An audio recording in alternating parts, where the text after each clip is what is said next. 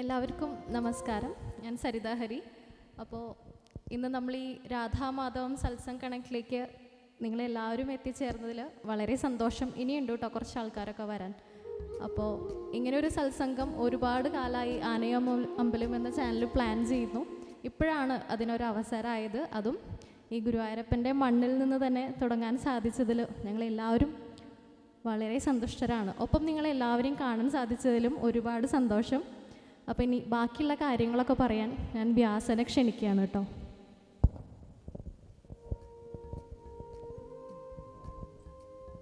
നാരായണ, എല്ലാവർക്കും ഹൃദയം നിറഞ്ഞ നമസ്കാരം.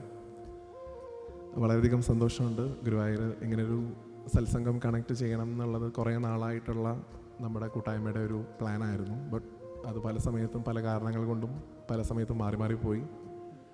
ഈ ഒരു സമയമാണ് അതിന് ഏറ്റവും ഉചിതമായിട്ട് ഗുരുവായൂരപ്പൻ നിശ്ചയിച്ചതെന്ന് കരുതുന്നു. അതുകൊണ്ടാണ് ഈ സമയത്ത് അത് നടക്കുന്നത്. ഭഗവാന്റെ ഇച്ഛ കൊണ്ട് ഇത് ഇപ്പോൾ ഈ ഒരു രീതിയിൽ ഇവിടെ നടക്കുന്നു. ഇതിൻ്റെ നെക്സ്റ്റ് ചാപ്റ്റർ എറണാകുളത്ത് നവംബർ ലാസ്റ്റും, തിരുവനന്തപുരത്ത് അത് കഴിഞ്ഞു, കോഴിക്കോട് അത് കഴിഞ്ഞു. ഇങ്ങനെ 3 ചാപ്റ്റേഴ്സ് കൂടെ അനൗൺസ് ചെയ്യുന്നുണ്ട് ഇതോട് കൂടിയിട്ട്. അതിനുള്ള കോൺട്രാക്ട് സൈനിങ് ഉൾപ്പെടെയുള്ള കാര്യങ്ങൾ ഗുരുവായൂരപ്പൻ അനുഗ്രഹം കൊണ്ട് ഓൾറെഡി കഴിഞ്ഞു. അതിൻ്റെ ആദ്യത്തെ ഭാഗം ഗുരുവായൂർ വെച്ച് തന്നെ ആവണം എന്നുള്ള നമ്മുടെ നിർബന്ധം കൊണ്ടാണ് ഇത്തവണ ഒരു പ്രോഗ്രാം ഗുരുവായൂർ വെച്ച് ആദ്യമായിട്ടത് കണ്ടക്ട് ചെയ്യുന്നത്. അതിലേക്ക് എത്തിയിട്ടുള്ള നിങ്ങളെല്ലാവരെയും ഗുരുവായൂരപ്പൻ്റെ നാമത്തിൽ ഹാർദവമായി സ്വാഗതം ചെയ്യുന്നു. രാധാമാധവത്തിലേക്ക് എല്ലാവർക്കും ഹൃദയം നിറഞ്ഞ സ്വാഗതം. ഓക്കെ, ഇതൊരു എന്താ പറയുക, ഔപചാരികത തീരെ വേണ്ടാത്ത ഒരു കൂട്ടായ്മയായിട്ടാണ് നമ്മൾ കണക്കാക്കുന്നത്. ഇവിടെ വരുന്ന ഓരോരുത്തരും ഗുരുവായൂരപ്പനെ വളരെയധികം സ്നേഹിക്കുന്ന ആളുകളാണ് എന്നാണ് നമ്മൾ ഉറച്ച് വിശ്വസിക്കുന്നത്. നിങ്ങളെല്ലാവരും അങ്ങനെ തന്നെയാണ്. അപ്പം അതുകൊണ്ട് തന്നെ ഇപ്പം ഞാനൊക്കെ പ്രഭാഷണം തുടങ്ങിയിട്ട് ഏതാണ്ട് ഒരു വർഷം അല്ലെങ്കിൽ 1.5 വർഷ കാലാവധി ആയിട്ടുള്ളൂ. നിങ്ങളൊക്കെ എത്രയോ നാളുകളായിട്ട് ഭഗവാനെ ഇങ്ങനെ 2 കൈയിലും കൊണ്ടു നടക്കുന്ന ആളുകളാണ്. നിങ്ങളെയൊക്കെ നമസ്കരിക്കാനും നിങ്ങളെ കാണാനുള്ളൊരു അവസരമാണ് ഇതിലൂടെ ഞങ്ങൾക്ക് എല്ലാവർക്കും കിട്ടിയിട്ടുള്ളത്. അപ്പം അതുകൊണ്ട് തന്നെ ഈ ഒരു സമയത്ത് ഇവിടെ ഇതൊരു എന്താ പറയുക, ഒരു ഷോ അല്ല രാധാമാധവം, ഇതൊരു സത്സംഗമാണ്. അതുകൊണ്ട് തന്നെ ഇവിടെ നാമജപത്തിന് വലിയ പ്രാധാന്യമാണുള്ളത്. ഏതാണ്ട് ശ്രീലക്ഷ്മിയുടെ നൃത്തപൂജ കഴിഞ്ഞാൽ, രംഗപൂജ കഴിഞ്ഞാൽ പിന്നെ അമ്പലപ്പുഴ വിജയകുമാരേട്ടൻ്റെ സോപാനമാണ് നിങ്ങൾ കേൾക്കാൻ പോകുന്നത്. മുഴുവൻ നാമസങ്കീർത്തനങ്ങൾക്ക് പ്രാധാന്യം കൊടുത്തിട്ടുള്ള സോപാന സംഗീതമാണ് അദ്ദേഹം ഉൾപ്പെടുത്തിയിട്ടുള്ളത് എന്നാണ് ഞങ്ങളോട് പറഞ്ഞത്. അതായത് വിജയേട്ടന് സ്ട്രെയിൻ കുറച്ച് മതി, എല്ലാവരും പാടും എന്നാണ് അദ്ദേഹം പറഞ്ഞത്. അപ്പോൾ അതുകൊണ്ട് തന്നെ ഭഗവാന്റെ നാമങ്ങൾ ചൊല്ലാൻ കിട്ടുന്ന ഒരു അവസരമായി ഇതിനെ കണ്ടുകൊണ്ട്, ഇതൊന്നും പ്രത്യേകിച്ച് ആരോടും പറയേണ്ട ആവശ്യമില്ലെന്ന് എനിക്കറിയാമെങ്കിൽ പോലും സരിത പറഞ്ഞതുകൊണ്ട് ഇതിൻ്റെ ഒരു ഔട്ട്ലൈൻ തരണമെന്ന് മാത്രം. എത്രത്തോളം ഉറക്കെ നമുക്ക് ഭഗവാന്റെ അടുത്ത്, നമ്മൾ ഇവിടെ നിന്ന് വിളിച്ചാൽ കേൾക്കാവുന്ന ദൂരത്താണ് ഗുരുവായൂരപ്പനുള്ളത്. എല്ലാ സ്ഥലത്തും അങ്ങനെ തന്നെയാണ് പൊതുവിൽ. ഇപ്പോൾ കേരളത്തിലല്ല, ലോകത്തെവിടെയാണെങ്കിലും വിളിച്ചാൽ കേൾക്കുന്ന സ്ഥലത്ത് തന്നെ ഗുരുവായൂരപ്പനുള്ളത്. പക്ഷേ ഇവിടെ ഗുരുവായൂർ വെച്ച് ഗുരുവായൂരപ്പൻ്റെ അടുത്തിരുന്നുകൊണ്ട് നാമം ചൊല്ലാനുള്ള ഒരു അവസരം നമുക്ക് ലഭിക്കുന്നുണ്ട്. ഏറ്റവും പ്രിയപ്പെട്ട വിജയേട്ടൻ, അദ്ദേഹത്തിൻ്റെ കൂടെ വന്നിട്ടുള്ള ശ്രീകുമാർജി, അവരുടെ സോപാന സംഗീതം നമുക്ക് അല്പസമയം ഇവിടെ 1 മണിക്കൂർ നേരം അവരുടെ അർച്ചന ഉണ്ടായിരിക്കും. അതിനുശേഷം ഒരു സ്പെഷ്യൽ പെർഫോമൻസ്, എന്താ പറയുക, ഗുരുവായൂരുമായിട്ട് വളരെയധികം കണക്റ്റഡ് ആവുന്നൊരു കാര്യം, അതിനെക്കുറിച്ച് ഞാൻ ആ സമയത്ത് കൂടുതലായിട്ട് പറയാം. അത് കഴിഞ്ഞ് നമ്മൾ കുറച്ച് നേരം ഗുരുവായൂരപ്പൻ്റെ കഥകൾ എൻ്റെ സൈഡിൽ നിന്ന് പറയാനുള്ളൊരു സമയം എനിക്ക് തന്നിട്ടുണ്ട് അവരൊരു 45 മിനിറ്റ്.